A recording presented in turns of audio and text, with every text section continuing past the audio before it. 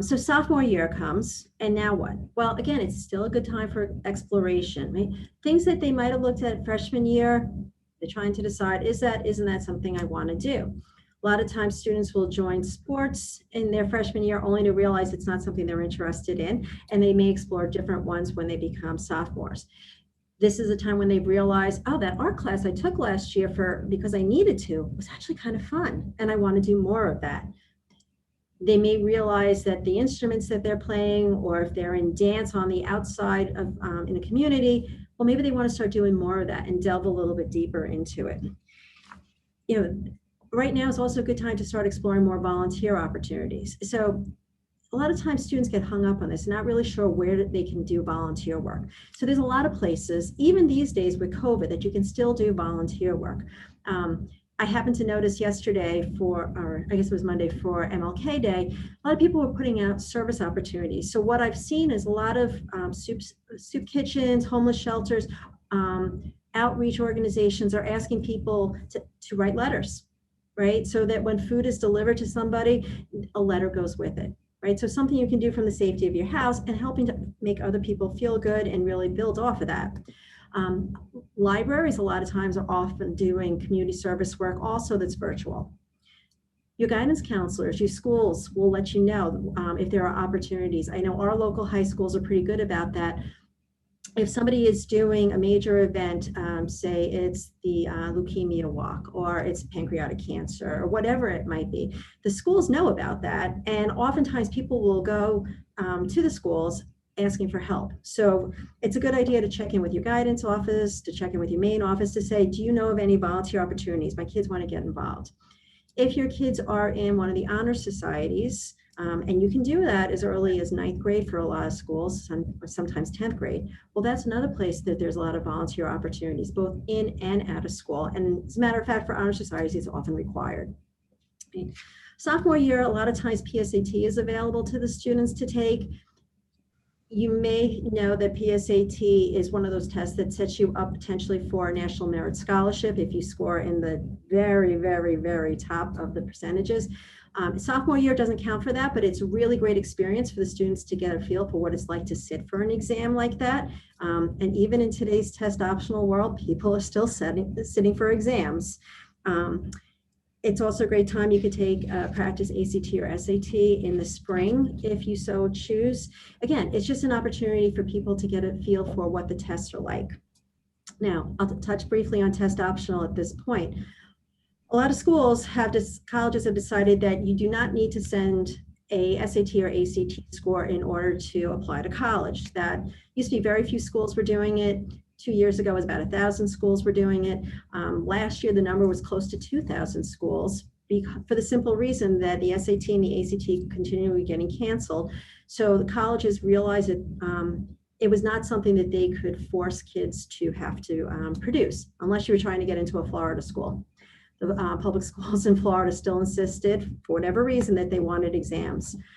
You may also have seen yesterday and the day before, the College Board came out and said that SAT will no longer offer subject tests. They will no longer require an essay when you're taking the SAT, which is great news because nobody wanted them anyway.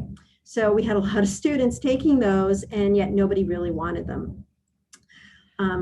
They were used for some schools like NYU, Georgetown, where they were test flexible, meaning send us some score, any score. We don't care what score, just send us something. But what I will tell you is that if you are a homeschooled parent, right, if you are teaching your kids at home, a lot of you, I know, relied on the SAT subject test to be able to prove that your students were learning. Look for the APs become more important, because that's going to be a way of measuring how much your child has learned. It's going to be interesting to watch. Sophomore year is also a year beyond testing to build relationships with your guidance counselors. A lot of times you're just a number, and you don't want to be that. You want them to know you because they're going to be writing your recommendation letters. Also a good time to start getting to know your teachers, making connections, whether it be through a club, an organization, a sport, or class. Again, keep driving through campus when you're out and about, let them see what they look like. And you can also start to do virtual tours. Right now is a good time for for doing that. If you had asked me 2 years ago, I would have told you not to do them because virtual tours weren't very good, but they are really good now. The colleges have really stepped up their game because they weren't able to do the info sessions. And besides that, look up the YouTube videos, the official and the unofficial. And I will post later, there are a couple of organizations that do virtual tours that you can also, they do it universally across a number of schools, and you'll get a good feel for that. Again, you'll be creating your junior year schedule as a sophomore. And again, you want to consider what classes do I want to take? You're looking for the most rigorous classes that you can do well in, right? So you don't want to struggle by any means, but you also want to make sure the courses are rigorous enough so that you can show what you're capable of, because the colleges want to see that. Again, I think the APs are going to become more important, and more schools are offering them, or the IB, which is the International Baccalaureate. It's a similar type program. Again, make sure you are meeting your graduation requirements and requirements that the schools you're interested in may be asking you. Vicki, what are we doing on the financial aid side? So what's interesting that most people don't know, when it's time to complete the FAFSA form, which isn't done till senior year, but the reason that I'm bringing it up now is that everyone should be aware. So for students that are entering college fall 2021, you complete the form in fall 2020, and you're using 2019 tax returns. And I'm bringing this all up because sophomore year going into junior year, that January through December time period, that's the tax return that's going to be used for the FAFSA form. So it's important to think about your income. Like maybe there's a way in your household to shift some income so it's taking it the prior year instead of taking it the current year. Or maybe you want to think about how much you're contributing to retirement accounts, different types of things. So just keep it in mind what tax year you're going to be in and what you're using for your FAFSA form. So we've now moved into junior year, and we're going to break this down into fall and spring. Junior year is a big year for our students, and they feel it, they know it. The juniors I worked with this year are overwhelmed and underwhelmed, if that makes sense. It's a different year for them because a lot of their extracurricular activities, their sports, their places of employment are not available to them, right? So it's really changing things up for them. They are on Zoom 6, 7, 8 hours a day, right? So it's a very different year, and it's really tiring. But junior year is one of those critical years because people want to know that what you're capable of. And this is what a lot of the schools are looking at. I was on a call today with one of my juniors, and he's like, this online learning really isn't working. And I said to him, well, you're going to need to figure out a way to make it work for you, because colleges, they know that this is a big year and they want to see what you can do. And a lot of what you're going to find at colleges going forward is that the number of online coursework will be growing in number. So I have 2 kids in college, well, one in college, one in grad school. My son's grad school has been 100% online this year, which is probably a good thing because he wants to be a high school social studies teacher. So he's learning how to teach online, which is very helpful, I'm going to say. But even my daughter, so her classes, she's an undergrad. All of her classes are online. So it's really tough. And that's just going to continue. So colleges are going to look this year, and they're not going to give you so much of a pass as they might have last year with your grades. This is a year for juniors to take on leadership roles. Right? There's still a lot of that out there. It's a year that you want to start to dig deeper into your activities. Colleges used to say, we want you well-rounded. We want to see a wide variety of activities. Now they're really talking about depth over breadth. Right? So what are the things that are most important to you? And really dive into those and get to explore them, learn about them, take leadership roles. And leadership doesn't mean you have to be president. Leadership means that you showcase your skills, that you step up, you help out, you create new things, you're really involved, right? So not everybody's going to be president, and not every school is looking for everybody to be president. right? But they want to make sure you are taking leadership roles. And if they're not finding what you want, plenty of schools are open to you starting a new activity, bringing on a new club. Again, now's the time for looking at colleges. In the fall of junior year, you're going to, right now, look locally. When possible, you will start to look a little bit more globally. Some schools right now are allowing you to do self-guided tours. Binghamton is one of them. Brandeis has always allowed that. Some of the schools on the West Coast are allowing that as well. So it's a good time, if you can't do an official tour, to do that. You will take the PSAT as a junior in the fall. This is the time where it does count towards National Merit Scholarship. And there's not just the general one, but there are also some specific ones like the Hispanic Scholarship, right? So there are a variety of ways you may get money through the, taking the PSAT. So you really want to try and do well if that's within scope. But remember, it's very few numbers that do that. Then you move into the spring of junior year, which is where we're heading right now. It's time to start taking ACT, SAT, because they are opening them up and they are out there. So right now you can schedule, the ACT is April. It's also in June. In every place except New York, you can take it in July, right? And then it will be offered again in the fall. SAT, same thing, it's offered in March, May, June. So there's plenty of opportunity. Now's the time to really get to know your teachers. Because you're going to be asking them for recommendation letters at the end of junior year. Think about your coaches, think about your employers, think about the people who know you well, who can write those letters for you, and start thinking about the summer. There are plenty of things that you can do, whether it's you get a job, if you find some volunteer opportunities. There are a lot of places that are offering virtual classes. So it used to be that if you want to take a summer program somewhere, you had to travel. Not so much anymore. You could do that from the comfort of your own home. I've got a student right now who's looking at, he's a singer, and he's looking at doing his music program online over the summer, which is kind of nice because there was a program he wanted. It was across the country. He couldn't afford to go, and now he can do it. Vicki, what are we looking at from the financial side? Junior year, a lot. First thing I'd want everybody to consider is their financial situation. So I brought up earlier about how when you're applying and doing FAFSA, it's looking at a 2-year prior tax return from when the child is entering college. So I'll give you an example. For the kids that we're working with now that are going to school in fall of 21, we're using 2019 tax data. Look at everything that's happened in 2020.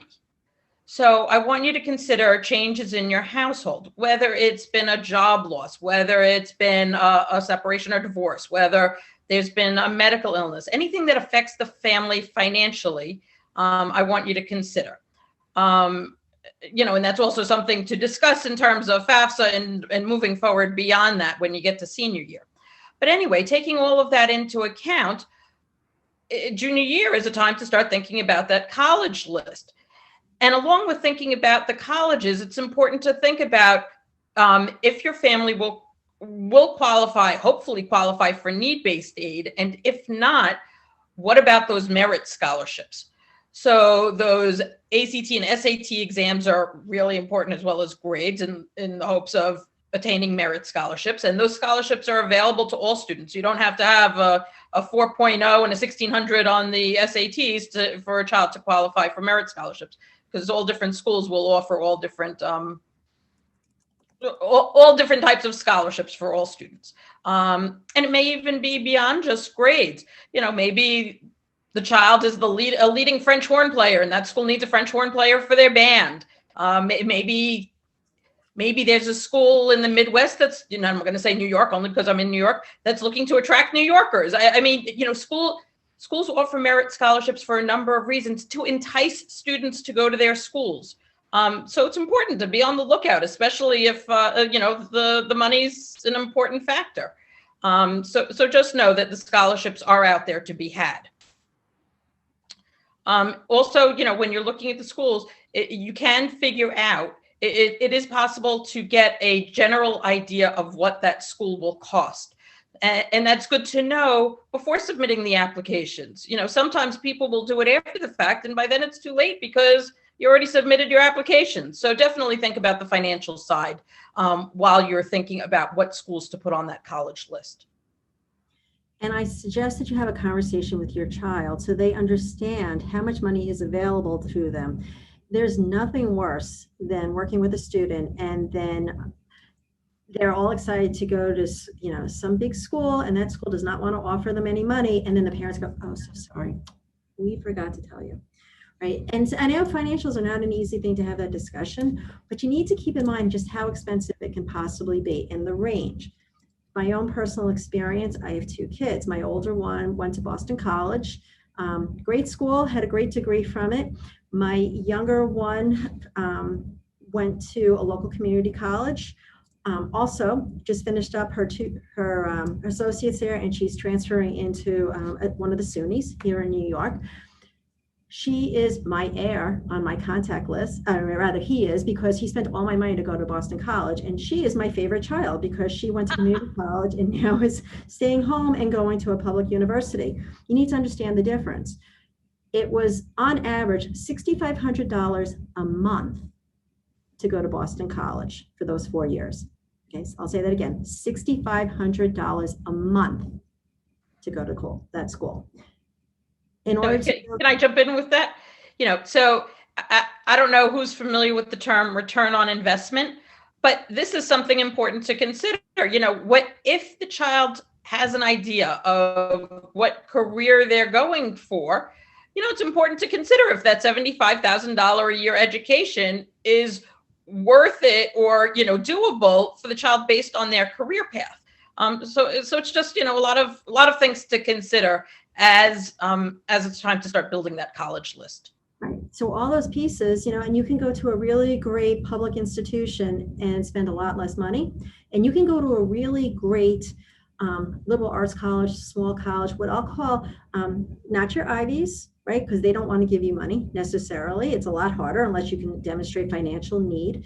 But there are a lot of schools who do want to give you money, and they're great schools, right? So people often get really hung up on the big names, the Big Ten schools, the UCs, the Cal States, right?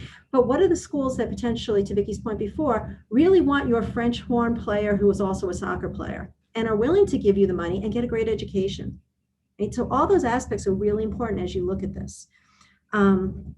So that kind of brings us into senior year. And I did notice that Jen posted in the chat about the fact that SATs are no longer being offered and that they're going to rely more on the APs. So again, the SAT is no longer going to be offering the essay, which nobody had asked for any longer anyway. That had really gone the wayside. And they're no longer offering the SAT subject tests, which are different from the AP subject tests, both offered by the College Board, but they are different, right? So the APs are going to continue to be out there, but the subject tests will disappear after this year, after this school year. As you move into senior year, into that summer, that's a time where you're really building your college list, as Vicki was saying, right? You are looking for trends. What are the things you like in colleges? What's important to you? What do you like as a student, right? So if you're the kind of student that really needs to be interactive, you want your teacher to know you, you want to do the research, you really want to build those relationships, well, you want to make sure the class sizes are going to enable that. If you're the kind of student who's much better at lectures, you just want to listen, you'll go home and you'll do the reading, learn things online, well, a larger class size might be okay. You could be in a room with 400 and be fine, right? So you need to understand what your academic profile is like in terms of how you learn, as well as how you are doing in those classes, right? So what are your numbers like? What's your GPA like? What are the courses that you've been taking? And what will you be capable of? How do you want to sit in that class? Do you want to be at the top of your class academically? And do you want to be like everybody else? Do you want to be down near the bottom, big fish, small pond, or small, or the reverse? So you need to really sit back and think about who you are and what you're looking for in these schools. And there's 3 things we look at: academic, social, and financial fit. Right? So whether you're working with Vicki to build a list, you're working with me to build a list, or us together, those are the 3 aspects that we always look at. So even though I don't do financial aid, that's not my space, and Vicki is not going to help you fill out the Common App, We're both looking for the same things because we want your students to go to a school where they have the best chance of being successful, and you're successful when you're engaged. So who are you and where will you be the most engaged? I went to 3 different types of schools to get my education. Every school was different, and every school offered something a little bit different, but in every single place, I always had the opportunity to be me and be engaged, and that's what was really critical. Senior year in the summer, again, you may be looking to take the SAT or the ACT. This is the time to be writing your personal statement. Who are you? What are your strengths? And how can you get that across in your personal statement? The Common App and the Coalition App are 2 applications that most of us will use. If you want to go to a California school, you might use the UC app or the Cal State app. And some schools have their own, like Georgetown, Townsend, just to name a couple. It's every school, though, wants some kind of personal statement.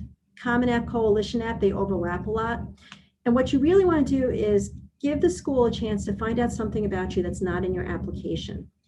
I had a great example this year. I was working with a student. She wrote her story about being a camp counselor.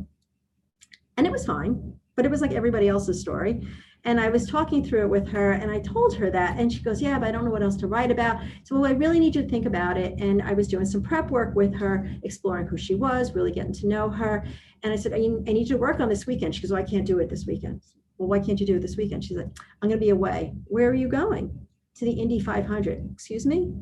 Why are we going to the Indy 500? She's like, because I love race cars and I love racing. I'm like, oh. And the more I talked to her, it turned out she knew how to take her Ford Mustang apart and put it all back together again. Well, guess what we wrote her essay about?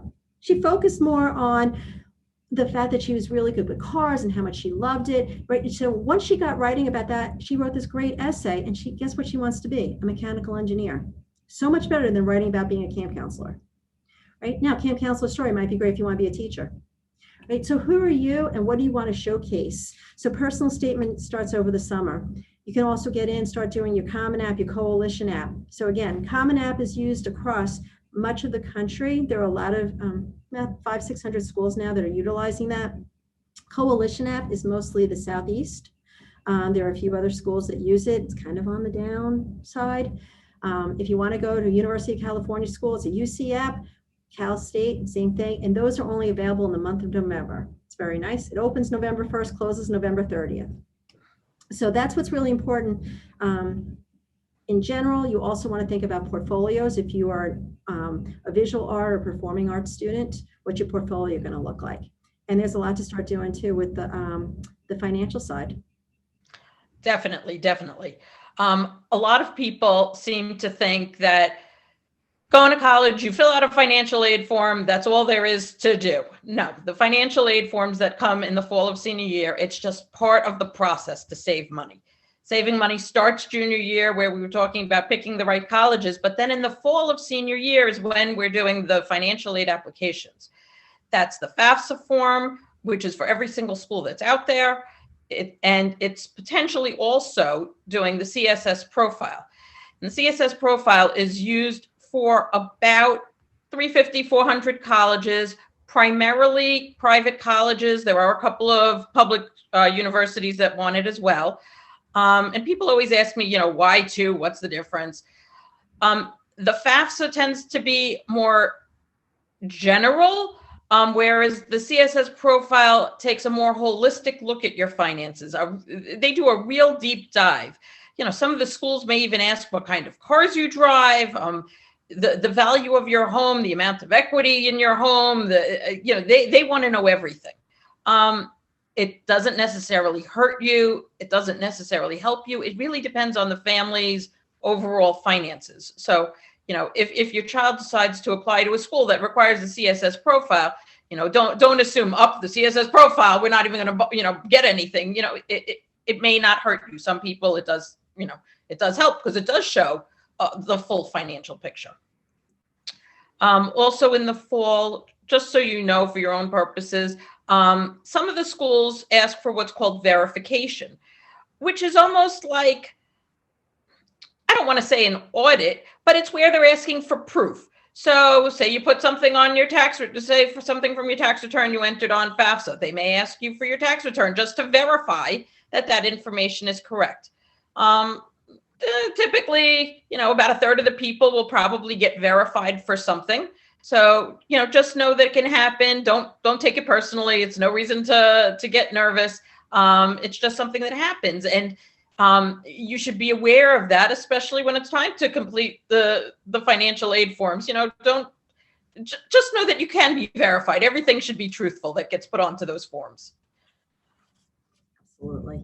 Yes, definitely. Yeah, I say the same thing when it comes to filling out the applications. Your student has to sign off saying that this is all their work, that it's all true and honest. Because if you put something on their application and then it can't get verified afterwards, if you put down that you got a 1,600 on the SAT and then they ask for those test scores and that's not what you got, they will rescind your offer, right? So it's the same reason why I work with the students and I coach the students, but I don't do the work for the students. It's not my essay, it's not my application, and I'm not going to hit submit, right? So it's really a time for the students to start adulting, if you will, and learning taking responsibility for a lot of pieces if they haven't done it yet. Here, actually, Eleanor, before we move on to second semester senior year, let me just say this about FAFSA. A lot of people think, our family's not going to get any money, we're not going to bother filling it out. And I'll give you, a few reasons as to why everybody should fill it out. One, many of the schools, it's not 100% of the schools, but many of the schools require the financial aid forms to be on file, even to award merit money. As counterintuitive as that sounds, they want to see the financial aid forms before they give you the scholarships. So fill out the forms just to be eligible to receive those scholarships. Also, right now, you need to file the forms to be eligible for the student to receive for freshman year. It's $5,500 in student loans. Those also come with the cheapest interest rate. So another reason to fill out the FAFSA form. Also, if you want to apply for work study programs, you need to fill out the FAFSA form. Work study is typically need-based. Lastly, I like to say it's almost like an insurance product.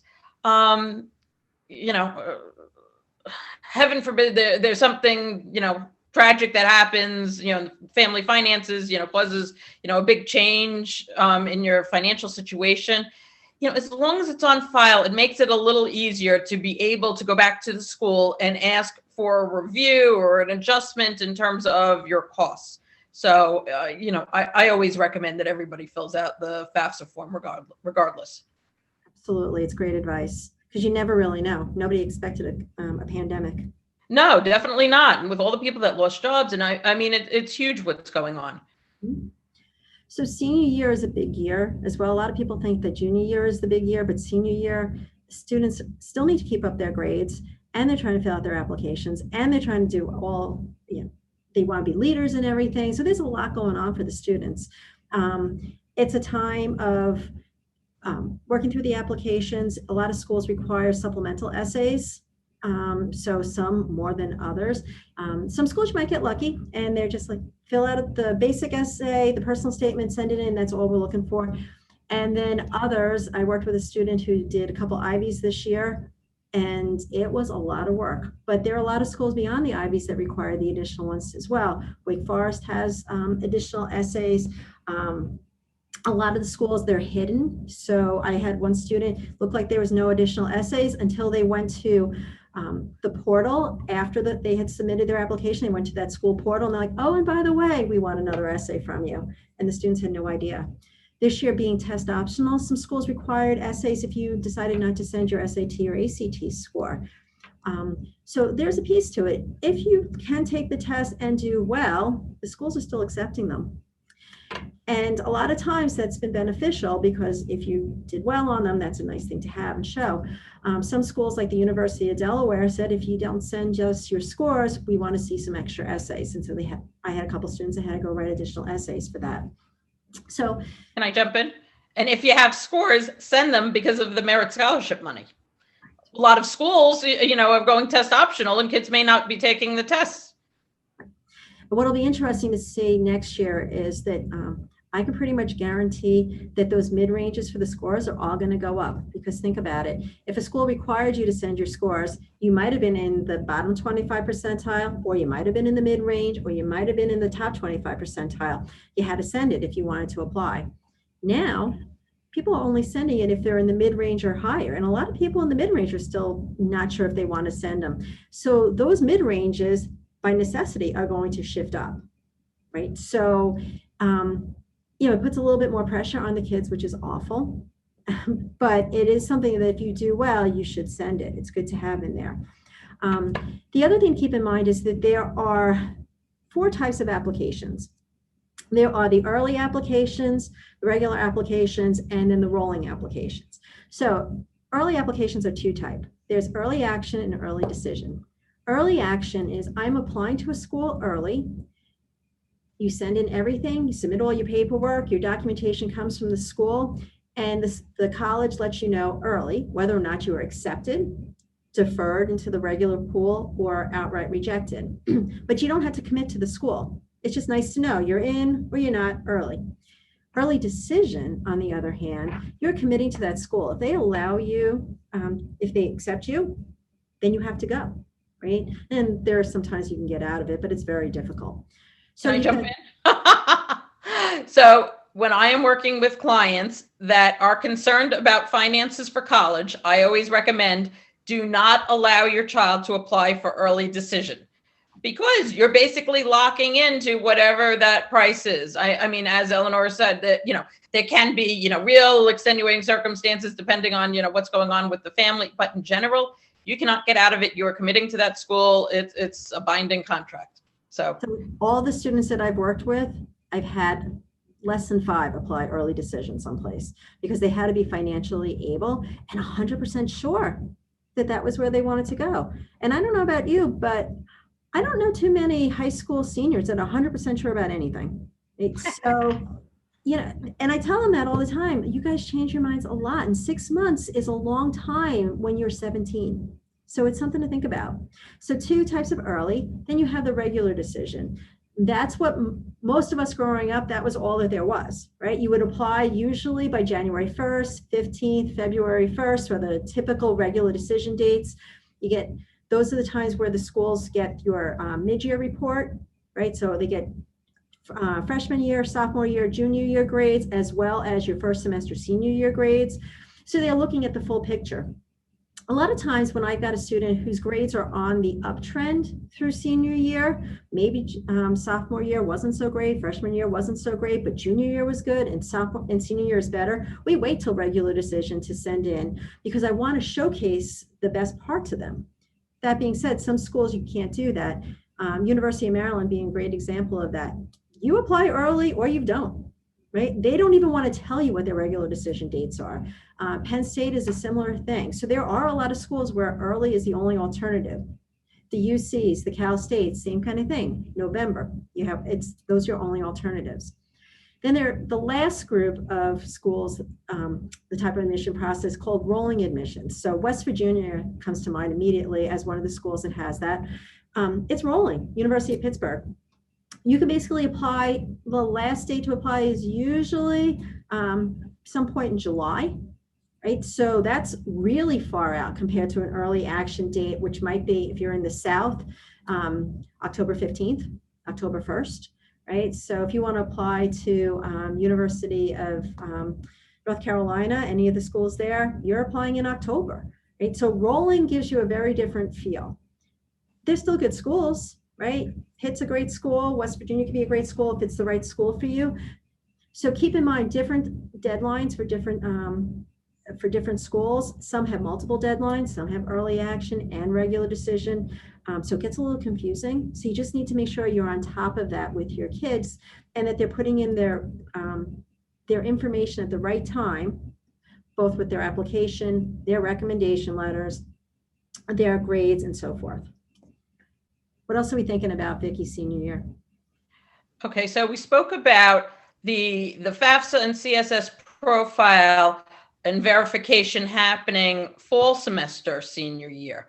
And now we continue with the financial aid process second semester senior year. And I don't like people how they just, say, oh, I filled it out and I'm done, because second semester senior year could be a game changer for money too.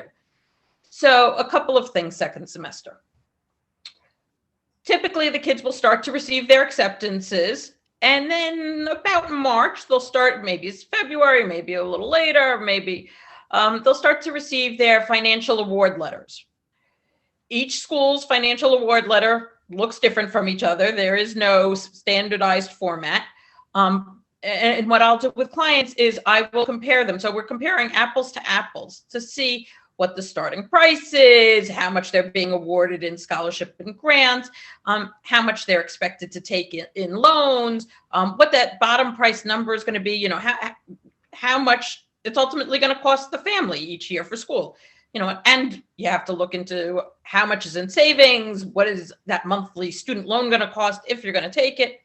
Anyway, when you're comparing apples to apples, it's possible to see that, one school may have offered more money than another school. It is possible to negotiate with the colleges and ask for more money. Also, I started to bring up before, if there was a change in situation, say somebody had, great income in 2019, but 2020 COVID hit and, the parents were laid off and it was hard to work and kids were doing remote learning and their income looks vastly different. Well, this is the time of year also to address those changes in circumstance, which may affect need-based aid. So it's very important to consider all of these factors second semester senior year, because it may cause your financial aid picture to look very different and maybe a lot more doable for freshman year, but think about it. So say you reduce it for freshman year, what do you plan on happening in the future? Have you been offered another job? Just understand what those costs can look like going forward as well. So it's important to consider the whole picture. Also, merit scholarships. Usually those come with the acceptance letters. It's important that everybody knows with the merit scholarships, a lot of times they're tied to maintaining a certain GPA, or maybe they're offered only for 1 year and not for 4 years. When you receive these packages, what happens if a school required a 3.2 and your child got a 3.1? Can your family afford to still go there if the child is no longer receiving the scholarship? Just lots of considerations, but it is possible second semester is when we do the negotiations and addressing those changes of circumstance. And even in college, once the child is already in school, if there's a change in circumstance, it can be addressed then too. Just know that the FAFSA application needs to be done every single year that the child is in school for. Absolutely. Great. So, and somebody had some questions about the FAFSA. So just saying that it was a little confusing to them. They could use a little bit of help. Here, do me a favor. I'm not seeing the questions come up the chat. Oh, okay. Sorry. So that one just says I'm a little confused about the, I'm confused about the FAFSA. So, yeah, Anne-Marie, if you want to go in and put a little bit more detail, specifically what you're looking for that. Okay, and then there's another question, Vicki. Is there a difference at certain schools if you pay full tuition, seek financial aid, or seek a scholarship? Some schools, and Eleanor, you may want to jump in. I mean, I hate to say it like this, but if you're a full paying student, they may consider that. I mean, why do all of the US schools like the international students? Because they're paying full price. It helps them. They can't afford to give high need base to every single student. So yes, being a full pay student could help. For instance, maybe even with out-of-state universities, they charge, out-of-state tuition prices. Those public schools probably, like attracting out-of-state students because they will receive higher revenues. Absolutely. And it's one of those things. I was recently on a call with, some of you may be aware of this name, Jeff Salingo. He is a guru, if you will, in terms of the data for college admissions. And he spent last year behind the curtain, if you will, looking at how admissions select the students that they select, who they say yes to, who they say no to, and why. And I was fortunate enough to have him join my small networking group. There were about 10 of us and got to pick his brain. And he will tell you that there's a difference between need blind schools and the rest of the schools. So some schools will say, the Ivies are some of them, they look at you without regard to whether or not you can pay. They just decide, do they want you or do they not? Other schools will look at you and go, this one's going to pay the full amount. If we let them in, what's the likelihood that they're going to come? And if it's high and they pay the full, that could help them then give scholarship money to somebody else, right? And to let somebody else in that they really want, because it adds to the diversity of the school. And I'm not just talking necessarily about race diversity or gender diversity or any of those things, but it could be as simple as we want a lacrosse player this year. We want to go to the national championship. We need another football player. We need somebody who can sing tenor, right? So, those aspects start to come in. So full ride sometimes can be an advantage if you can pay it. Also think about it, in terms of, the Ivies or the more popular schools, they have larger endowment funds, so typically they can afford to give out more in aid. The Ivies, it's more need-based aid, but the larger schools in general may have more money to give out the merit scholarships, as opposed to, say, the public schools, whether in-state or out-of-state. Both in-state and out-of-state, offer merit scholarships and honors programs, but it's going to be for a much smaller amount. Also, because typically, especially in-state, they're starting at a much lower level. So, you're not going to get $20,000 from an in-state school. It may only be, $2,000 or $3,000, but, hey, look at those bottom lines and what it's going to come out to cost per year. So the question about the FAFSA was a little bit more direct here. So person saying that they thought they had filled out the FAFSA, they added the school that their son will be attending, but the school is saying they didn't receive it. So I've been having a number of students say the same thing to me this year. And what I've learned, and Vicki, you can vouch for this, is that FAFSA is a different process. When you send the Common App, you hit submit, it gets sent directly to the school, it's uploaded, it's done. FAFSA, the schools have to go and actually, it's a process on their side to upload. And so sometimes they get them sooner than others. It kind of depends on what their batch processing is. I've been seeing a few schools this year where the kids are saying everything was done properly and it's not getting there. Yeah, fortunately with, all my clients, everything's been smooth. My only suggestion on that would be go in and add the school again and send it again. It's not going to cost any extra or cost anything to do it. So, yeah. And sometimes you have to actually reach out to FAFSA. I know if you have more than 10 schools, and this year a lot of kids are applying to more than 10 schools. Yes, you don't need to reach out to them to do it. It gets them. Yeah. So right. Letting the schools know that you sent it, they will, sometimes it just takes a little while. Same thing holds true with any of the documentation. Sometimes it takes a little while for it to get uploaded. Yeah, typically you should receive notification back from FAFSA when it was, immediately when it was submitted, and then in say 3, 4, 5 days, then you get notification again saying that it's been processed. Vicki, could you do me a favor? Could you put the FAFSA website into the chat so people know where they should be looking? Yeah, well, I think I'm having problems with my chat right now. So, we will, Vicki's having some problems with it. So what we will do is make sure that if you put your emails into the chat, I will download all of them, and we will make sure that you get a link to today's webinar so that you can watch it again. We will also make sure that the FAFSA website is part of the email that we send out to you, so you have access to it that way.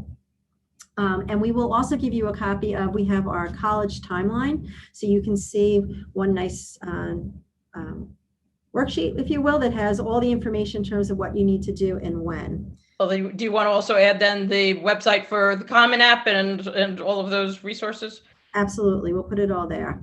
Another question has come up. Do schools look at or have access to how much families donate to their private high schools when making acceptance decisions? It depends on the financial aid form that's being used. The CSS does take that into account.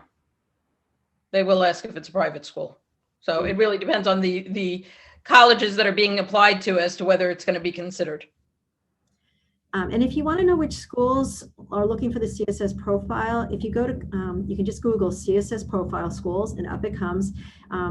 It is another piece of College Board. So as if it's not enough that they get your money through the SAT and through the AP exams, they have found out one more way to do that, which is through the CSS profile. Another question for you, Pat, from Patty. What if you're divorced?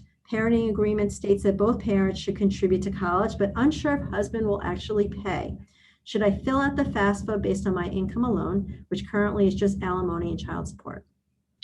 So I'm actually going to be hosting a divorce in college workshop on Sunday where we could really get into the details. But okay, so we're going to get into FAFSA, and I don't know who knows this or not.